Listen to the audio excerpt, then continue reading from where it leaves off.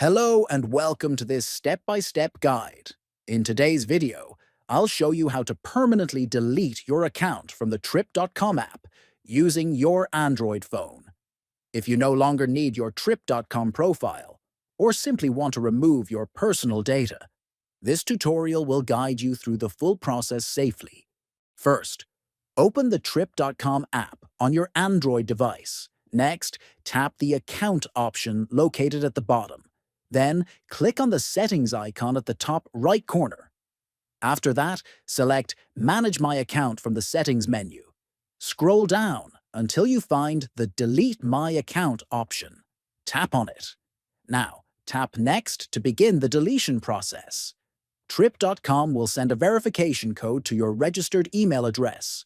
Go to your email, open the message from Trip.com, and copy the verification code.